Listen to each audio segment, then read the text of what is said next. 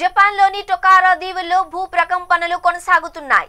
2 వారాల వ్యవధిలో ఇప్పటికే 900 సార్లు భూమి కంపించింది. గంటకు సగటున 3 సార్లు భూమి కంపిస్తూ వస్తోంది.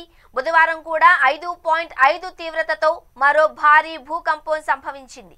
ఇప్పటికే ప్రజలను సురక్షిత ప్రాంతాలకు తరలిస్తున్నారు. జపాన్లో 2025 జూలై 5న ఒక పెను విపత్తు సంభవిస్తుంది. జపాన్కి ఫిలిప్పీన్స్కి నడుమ సముద్ర గర్భంలో చీలిక ఏర్పడుతుంది.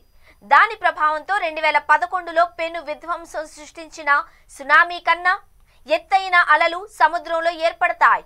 జపాన్కు చెందిన మాంగా ఆర్టిస్ట్ న్యూ బాబా వంగాగా పేరొందిన యోటిట్సుకి రాసిన ది ఫ్యూచర్ ఐసా పుస్తకంలో చెప్పిన జోస్యం ఇది అక్కడి ప్రజలను తీవ్ర కలవరపెడుతోంది. దీనిపై మరిన్ని వివరాలు కావ్య అందిస్తారు. కావ్య, చెప్పండి, అసలు జపాన్లో ఇంతకు ముందే బాబా వంగా చెప్పినట్లు పలు విపత్కరమైన పరిస్థితులను జూలై మొదటి 2 వారాలలో ఎదుర్కోవాల్సి వస్తుంది అంటూ స్పెసిఫైడ్గా జూలై 5ను కూడా మెన్షన్ చేయడం జరిగింది. రైట్, ప్రస్తుతం జపాన్లో పరిస్థితి ఎలా ఉంది? అయితే స్వర్ణ, జపాన్ పరిస్థితి అంటే ముందు బాబా వంగా రాసిన పుస్తకం గురించి ఇక్కడ మనం మాట్లాడుకోవాలి. అయితే 1999లో బాబా వంగా తన చేతులతో ఆ పుస్తకాన్ని రాయడం, తర్వాత అక్టోబర్ 2021లో అది పునఃప్రచురణ జరిగింది. సో ఆ ప్రచురణ జరిగిన తర్వాతనే ఆ పుస్తకం పైన అందరి దృష్టి మళ్ళిన పరిస్థితి.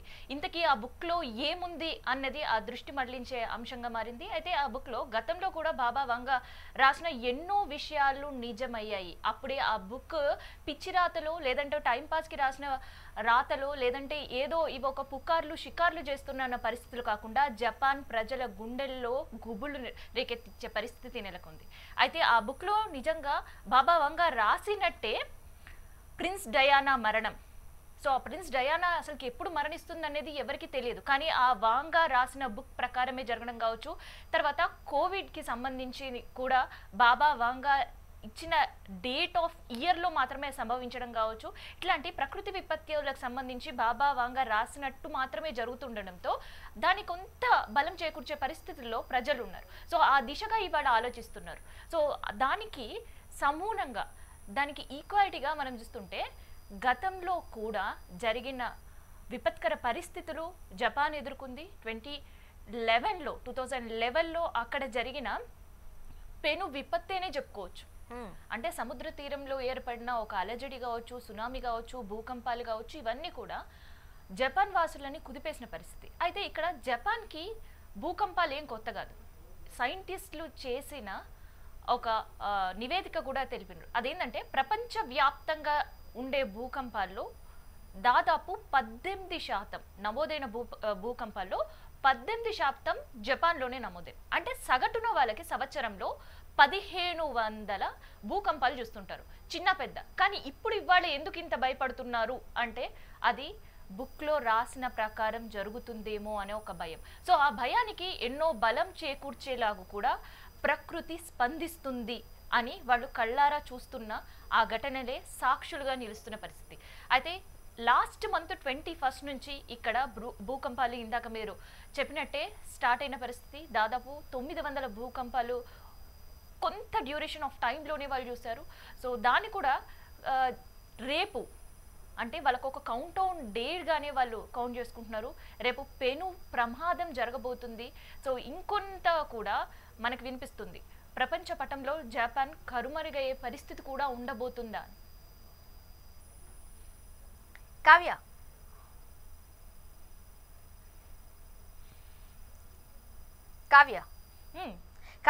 సాధారణంగా జపాన్ ప్రజలకు ఇటువంటి నమ్మకాల మీద చాలా ఆసక్తి చూపుతూ ఉంటారు. సాధారణంగా మరికొంతమంది వీటిని మూఢనమ్మకాలుగా కొట్టిపారేసేవారు ఉన్నారు. కానీ జపాన్ వాసులు మాత్రం ఇటువంటి భవిష్యత్తులో జరగబోయే వాటిని చాలా సీరియస్గా తీసుకుంటారు. వాళ్ళు చాలా నమ్మకాలు ఎక్కువ. మనం వింటూనే ఉంటాం.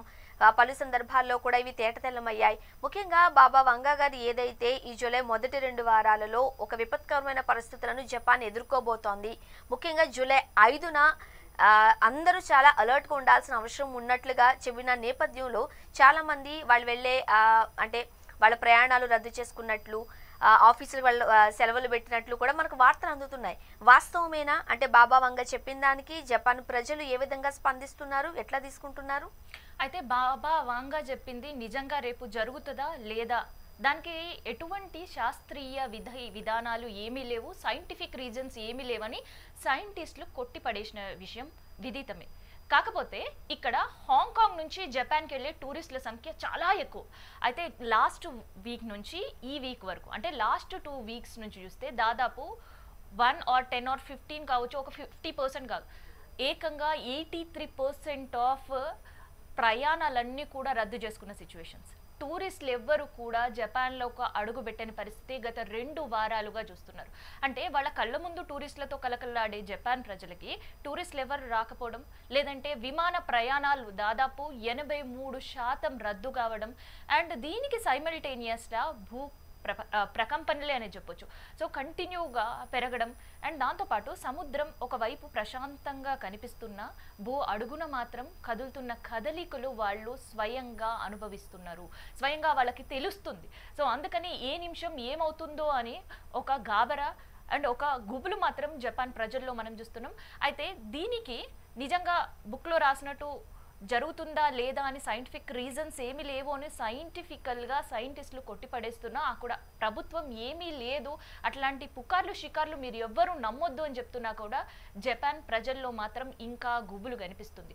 దానికి ఎగ్జాంపుల్స్గా వాళ్ళు చెప్తుంది ఏంటంటే, అక్కడ సాంబోసో ఓ పర్వతం దాదాపు 7 సంవత్సరాలుగా చాలా నిశ్శబ్దంగా ఉండేది. కానీ అట్లాంటి అగ్ని పర్వతం ఒక్కసారిగా పేలిపోవడం, అండ్ అక్కడి నుంచి పొగలు వ్యాప్తి చెందడం, మేఘాల వరకు తాగేంత పొగలు, అండ్ అక్కడ దీవుల్లో దగ్గరలో ఉండే వాళ్ళు ఆ హీట్ వేవ్ని కూడా వాళ్ళు అక్కడ ఉండే వాళ్ళకి అది తెలుస్తుంది. సో అందుకని నిజం జరగబోతుందేమో, నిజంగా ఒక ప్రళయం రాబోతుందేమో, నిజంగా బుక్లో రాసినట్టు రాక్షసి అలలు ఈ జపాన్ ని మొత్తం సర్వనాశనం చేస్తాయేమో ఒక భయం అయితే కనిపిస్తుంది స్వర్ణ అక్కడ వాళ్ళు. కావ్య, సాధారణంగా ఈ సునామీ లాంటి విపత్కర పరిస్థితులు కావచ్చు, లేదు అనంటే మొన్న ప్రపంచాన్ని కుదిపేసిన కరోనా కావచ్చు, ఇవన్నీ కూడా బాబా వంగా ముందే హెచ్చరించారంటున్న నేపథ్యంలో జపాన్ వాసులు మాత్రమే ఇటువంటి అలర్ట్గా ఉండాల్సిన అవసరం ఉందా?